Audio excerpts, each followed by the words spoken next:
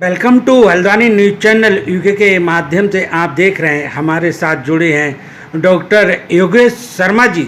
व्यवस्था है बड़ा सुगम है। तो किस तरह डॉक्टर साहब आप पेशेंट को हैंडल करते हो, क्या क्या बीमारियों का किस उसका इलाज करते हैं?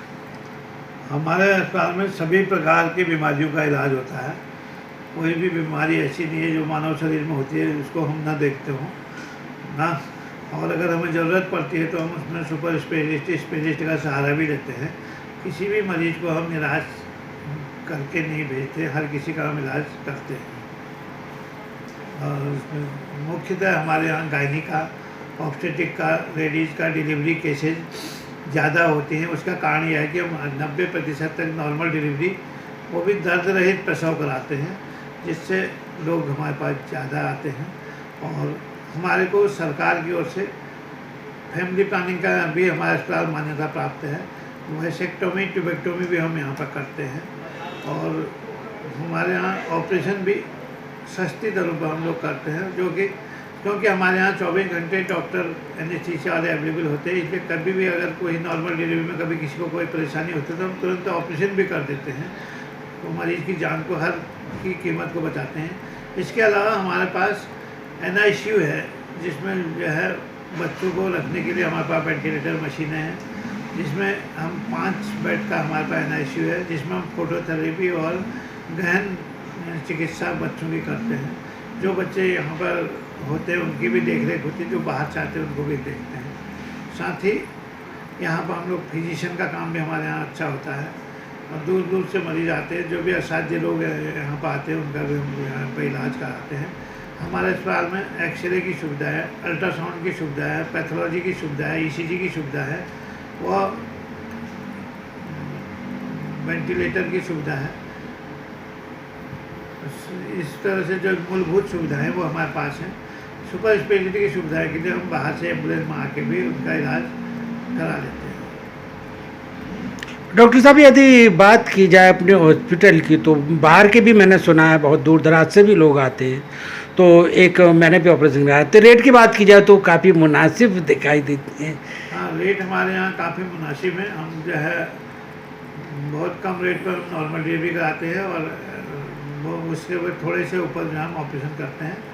और हम जो है मरीज़ को जो है बुधवार के दिन हम जो है निःशुल्क देखते हैं, और कोई गरीब गुरूब हुआ तो उसको भी हम फीस नहीं लेते हैं। जो हमारे यहाँ अल्ट्रासाउंड कराते हैं उनको भी हम जो है हम उसी पर्चे पर हम देख देते हैं, अलग से पर्चा नहीं बनाते। 200 रुपये की हम उसकी बचत करा देते हैं। बुधवार के दिन फ्री होता है। और अगर एम्बुलेंस की सेवा भी हमने 10 किलोमीटर तक फ्री रखी है, और जिससे बच्चा जो है सुरक्षित घर पहुँच सके। We can say that doctor साहब, आप सेवा भावना से ही हॉस्पिटल को रन कर रहे हैं, ऐसा लगता है। जी हाँ, मैं सेवा भावना से ही काम करता हूँ, क्योंकि मैं एक रिटायर हूँ, जिससे मेरा समय भी पास हो जाता है और मरीजों की सेवा भी हो जाती है। और जितने भी क्रिटिकल केसेज होते हैं या लाइलाज बीमारियाँ होती हैं, उनको भी मैं जो है कोशिश करता हूँ कि ठीक यहाँ पर कर सकूँ। तो डॉक्टर साहब, आप रिटायर कहाँ से हुए हैं? मैं स्वास्थ्य विभाग से महानिदेशक के पद से रिटायर हुआ हूँ। मैं हरिद्वार का CMO रहा हूँ, उत्तर यहाँ उधम सिंह नगर का भी मैं CMO रहा हूँ। उसके बाद में डायरेक्टर जनरल उत्तराखंड की सेवा मैंने दी है। 5-7 महीने के बाद मैं वहाँ से रिटायर हुआ। मेरे समय में आपदा आ गई थी 2013 में, उस समय मैं रिटायर हुआ हूँ। मेरे को उस समय आपदा में भी मैंने बहुत अच्छा काम किया। मैंने जब अपने पद पर रहते हुए मैंने काफ़ी लोगों की मदद की, स्पेशली जो मृत्यु के बाद जो उनको मृतक आश्रित को नौकरी देना मेरा प्रमुख लक्ष्य रहता था। और पेंशन वो जो है तुरंत देने के लिए मैंने कोशिश की। जो भी मरीज अगर कोई रिटायर हो जाए तो मैं दूसरे दिन ही उसको पेंशन दिलाने की कोशिश करता था। साथ ही मैंने कई लोगों को जो है रोज़गार भी दिया है, उनको अपॉइंटमेंट भी किया जो मेरी पावर में आते थे। और मैंने वहाँ पर भी काफ़ी जो है दिल लगा के अच्छा काम किया है। अब मैं जो है उसके बाद मैं जब खाली हो गया तो मैंने सोचा अब खाली ना बैठ के यहाँ पर सेवा अपनी सेवा दी जाए। डॉक्टर साहब, यदि मेन बात की जाए तो बात वहीं पर आ जाती है लौट फिर के। आपने गवर्नमेंट का एग्ज़ाम क्रॉस किया होगा, फिर मेडिकल में आप सिलेक्ट हुए होंगे, अफसरी लाइन में गए, जैसे भी जो भी होता है। लेकिन यदि आपकी नॉलेज की बात की जाए तो आपको गहन नॉलेज दिखाई दे रही है, क्योंकि आपने मेडिकल का एग्ज़ाम पास करके ही मतलब गवर्नमेंट मेडिकल में जाके क्या होगा कोर्स। जी हाँ, मैंने बहुत कठिन परिस्थितियों में भी काम किया है। बहुत मेरे समय में जो पीएमएमटी एग्ज़ाम होता था वो बहुत कठिन होता था, लिखित परीक्षा होती थी और उसमें जो है एक ही अटेम्प्ट में बहुत कम लोग निकलते थे। हम लोग तीसरे अटेम्प्ट में जाके मैंने जो है ये परीक्षा पास की। उसके बाद जो है मैंने जो है गोरखपुर मेडिकल कॉलेज से एमबीबीएस किया।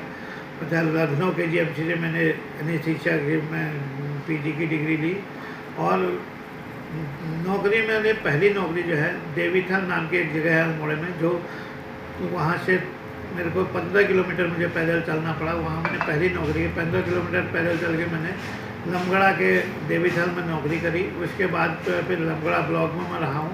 तो मैं दूरस्थ ग्रामीण क्षेत्र से जो है मैंने जो है नौकरी करी और सेवा दी है। उसके बाद मैं जो है टनकपुर, किच्छा, काला ढूंगी व अन्य रानीखेत, रामनगर, बुद्धपुर, हरिद्वार और देहरादून में मैंने अपनी सेवाएं दी। डॉक्टर साहब आपने इतना गहन आप नॉलेज है, एक्सपीरियंस है, इसे देखेगी तो डॉक्टर साहब किसी से बात करें तभी उसकी नॉलेज पता चलती हो। और आज मैंने आपकी नॉलेज देखी, वास्तव में आप इसको क्या है कि जो सेवा भावना जो आपने वो दिक्कतें भी देखी हैं, वो समस्याएं भी देखी हैं, क्योंकि जो आप दूरदर्श पर्वतीय क्षेत्र में जाके आपने लोगों को सेवा दी और वही सेवा भावना हर किसी के मन में नहीं होती है।